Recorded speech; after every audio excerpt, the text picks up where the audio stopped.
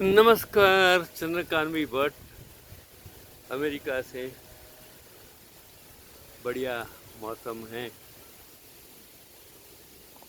Windy है।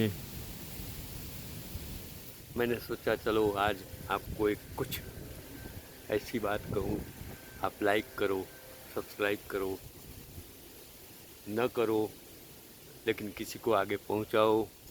देखो, आपको कुछ पढ़ने की ज़रूरत नहीं होगी। मैंने सोचा कि आजकल पढ़ने के लिए आपके पास वक्त नहीं होता है, लेकिन सुनने के लिए समय तो आप निकाल सकते हैं। तो मैं कोई योगी हूँ, न तो मैं कोई गुरु हूँ, मतलब शिक्षक तो हूँ, लेकिन वो धार्मिक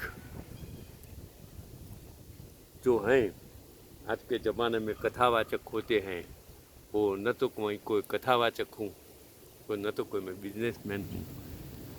मैंने सोचा कि आप तक एक सिर्फ मैं कर्म करता हूँ आप तक पहुँचने का। तो मैंने सोचा कि कर्म क्या है, कर्म शब्द का अर्थ क्या है। कर्म का अर्थ कार्य या एक्शन।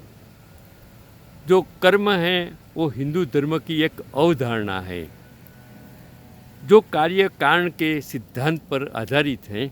और कर्म से जुड़ी कुछ ऐसी मैं बातें आपको कहता हूँ कि कर्म को सनातन धर्म का मूल सिद्धांत माना गया है।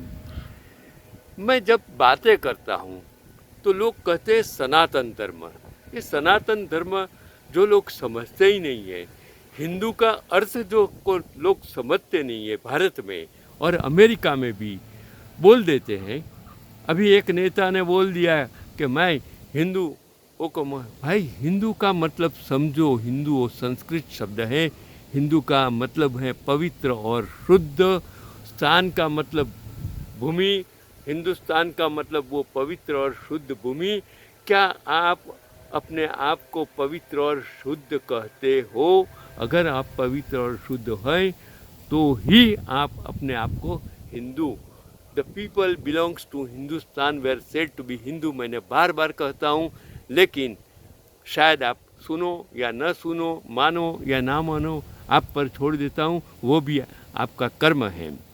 तो ये सनातन की मैंने बात की कि रामायण और महाभारत जैसे महान ग्रंथों में भी कर्म को ही प्रमुख बताया गया है। जो ग्रंथ थे उसका मूलभूत सिद्धांत क्या था? वो कर्म, आप क्या कर रहे हो और वो कर्म से आपको क्या मिलने वाला है, वो भी उसका कहने का है कि कर्म का सीधा मतलब है कि आपके द्वारा किए गए हर कार्य का परिणाम होता है। आप गलत काम करते हो तो उसका परिणाम गलत होता है, आप अच्छे काम करते हो तो उसका परिणाम अच्छा होता है। कर्म फल तथा आसक्ति से रहित होकर ईश्वर के लिए कर्म करना वास्तविक रूप से कर्म योग है। जो आप दुनिया में कर्मयोग का मतलब गलत समझते हो।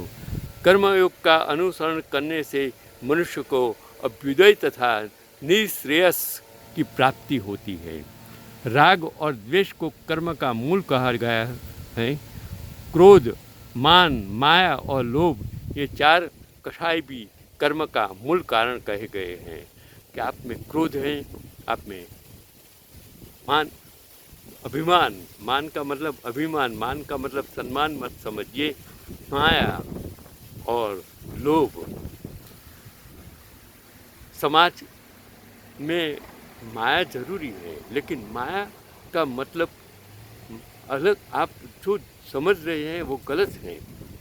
तो ये मैंने बताया, क्रोध, मान मतलब अहंकार, माया और लोभ, ये चार कर्म का मूल कारण माना गया है।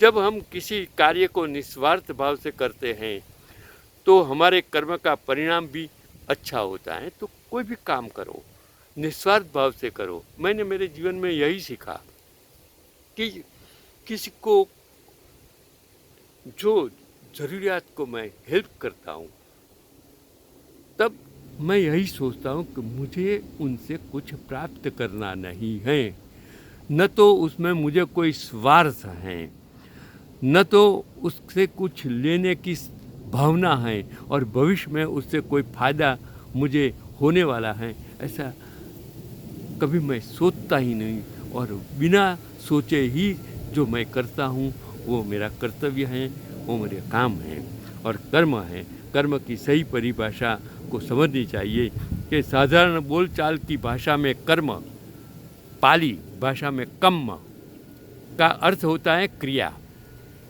व्याकरण में क्रिया से निष्पाद्यमान फल के आश्रय को कर्म कहते हैं। राम घर जाता है, इस उदाहरण में घर गमन क्रिया के फल का आश्रय होने के नाते जाना क्रिया का कर्म है। गीता के अनुसार जो कर्म क्या है वो आपको समझने की ज़रूरत है कि गीता के अनुसार जो कर्म निष्काम भाव से ईश्वर के लिए किए जाते हैं वे बंधन नहीं उत्पन्न करते, वो मोक्ष रूप परम पद की प्राप्ति में सहायक होते हैं। तो इस प्रकार कर्म फल तथा आसक्ति से रहित होकर ईश्वर के लिए कर्म करना वास्तविक रूप से कर्मयोग है और इसका अनुसरण करने से मनुष्य को अभ्युदय तथा निश्रेयस की प्राप्ति होती है। वेदों के अनुसार जो कर्म क्या है वो भी मैंने पढ़ा कि वेदों के अनुसार कर्म हिंदू धर्म की वह अवधारणा है जो एक प्रणाली के माध्यम से कार्य कारण के सिद्धांत की व्याख्या करती है, जहाँ पिछले हितकर कार्यों का हितकर और हानिकर कार्यों का हानिकर प्रभाव प्राप्त होता है, जो पुनर्जन्म का एक चक्र बताते हुए आत्मा के जीवन में पुनः अवतरण या पुनर्जन्म की क्रियाओं और प्रतिक्रियाओं की एक प्रणाली की रचना है। आजकल कर्म का अर्थ हमने बहुत कुछ गलत कर दिया है। कर्म को हमने पाप और पुण्य से जोड़ दिया है। पाप और पुण्य वो मैंने एक वीडियो में आपको समझाया था, इसलिए इस वीडियो में मैं पाप पुण्य की बात नहीं करता हूँ, मैं कर्म की बात करता हूँ कि उसमें आपका सच्चा कर्म क्या हो सकता है वो आपको समझने की ज़रूरत कि जब हम किसी कार्य को निस्वार्थ भाव से करते हैं तो हमारे कर्म का परिणाम भी अच्छा होता है। इसके साथ ही हमारी आत्मा में भी शांति और संतोष का अनुभव होता है। इस भावना से हम दूसरों की मदद करने का अवसर पाते हैं और दूसरों को भी अपने इस कर्म से प्रेरित करते हैं। तो जिस चीज़ से किसी को आप मदद कर सके, आपको भी संतोष हो, उनको भी संतोष हो, उसको सुख की प्राप्ति हो, आपको सुख की आनंद की प्राप्ति हो, उसको हम सत्कर्म कहते हैं। तो ये कर्म जिसे आप मेरा जीवन कहते हैं वह एक खास मात्रा में ऊर्जा है जो कुछ खास जानकारी से नियंत्रित होती है। आज भी शब्दावली में इस जानकारी को सॉफ्टवेयर कह सकते हैं। आपका शरीर वो एक प्रकार का सॉफ्टवेयर है, जो आज कंप्यूटर में सॉफ्टवेयर, इसी तरह यहाँ भी एक सॉफ्टवेयर है कि एक खास मात्रा में ऊर्जा में कुछ खास मात्रा में जानकारी भरी होती है। ये दोनों साथ मिलकर आप बन जाते हैं। आपके अंदर भरी जानकारी की किस्मों के कारण आप एक खास तरह के व्यक्तित्व बन जाते हैं। हर इंसान में अलग अलग सॉफ्टवेयर ईश्वर ने डाला है, ऐसा मानते हैं। जैसे हरेक की शक्ति, हरेक की विचारने की, सोचने की, समझने की, ज्ञान की और कर्म करने की शक्ति अलग अलग होती है। अगर हरेक का कर्म करने की शक्ति, सोचने की शक्ति, समझने की शक्ति, विचारने की शक्ति एक होती तो दुनिया में कोई प्रश्न ही नहीं हो सकता है। सब कोई राजा नहीं बन सकते हैं, सब कोई नेता नहीं बन सकते हैं, कोई गुरु नहीं बन सकते हैं। सब अलग अलग हैं और सब अलग अलग शक्तियों से भरे पड़े हैं, क्योंकि हर एक के शरीर में अलग अलग सॉफ्टवेयर ईश्वर ने डाला गया है। जब से आप पैदा हुए तब से अब तक जिस किस्म का परिवार, घर, मित्र और आपने जो चीज़ें की और जो नहीं की, ये सारी चीज़ें आपको प्रभावित कर रही है। हर विचार, भावना और कार्य आपके अंदर मौजूद सिर्फ पिछली छापों से आता है और वे ही तय करते हैं कि आप अभी कौन हैं। जिस तरह से आप सोचते हैं, महसूस करते और जीवन को समझते हैं, वह बस इस पर निर्भर करता है कि आपने किस तरह से अपने अंदर आई चीज़ों को आत्मसात किया है। जीवन की पिछली छापें आपके पैदा होने के पल से काफ़ी पहले तक की हैं, लेकिन अभी आपके बोध में जिस पल आप पैदा हुए, कम से कम तब से आज तक किसी तरह से माता, पिता, परिवार और शिक्षा आपको मिली, किस तरह की धार्मिक और सामाजिक पृष्ठभूमि, किस तरह की सांस्कृतिक हकीकतें, ये सारी छापें आपके अंदर गई हैं। किसी व्यक्ति के अंदर किस तरह की जानकारी गई है, सिर्फ उसी वजह से वह एक अलग व्यक्तित्व बन गया है। यही तो उसी का नाम हम कर्म कहते हैं कि आप में जन्म से आज जब तक आप हैं तब तक आप में क्या गया, आपके माता पिता के संस्कार, समझ, शिक्षा, जो भी जो भी आप हैं उसमें आपके जीवन का एक काल, एक फल आप में जो गया है वही कर्म है। इस जानकारी को कर्म या कर्म शरीर का कारणात्मक शरीर कहते हैं, जिस कारण ये जीवन हमारा बना है। तो ये जो कर्म के जो प्रकार हैं कि अलग अलग कर्मों के स्तर होते हैं और कर्म के 4 आयाम हैं, जिसमें से 2 अभी प्रारंभिक नहीं हैं।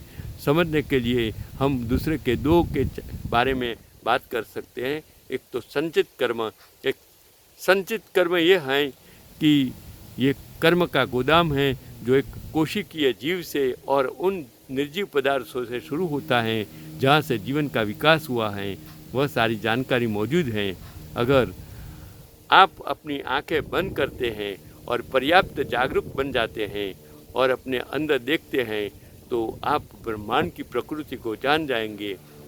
इसलिए नहीं कि आप उसे आपके मन के जरिए देख रहे हैं, बल्कि सिर्फ इसलिए क्योंकि शरीर के निर्माण में जानकारी मौजूद है और सृष्टि की शुरुआत से जानकारी का गोदाम आपके शरीर में मौजूद है।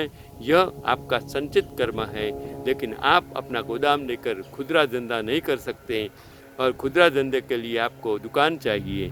उस रिटेल दुकान को जो इस जीवन के लिए है उसे हम प्रारब्ध कहते हैं।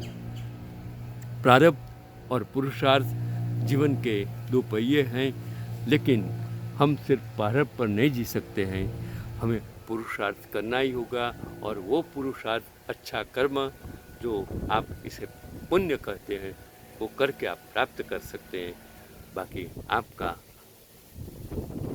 आज का मेरा ये पैगाम ये है कि पुण्य, अच्छा काम कीजिए, अच्छा कर्म मिलेगा, अच्छा फल मिलेगा। यही जीवन मंत्र है, यही तो जीवन है, यही तो मैं बालार्क हूँ, सूर्यपुत्र हूँ और आप सब सभी सूर्यपुत्र हैं।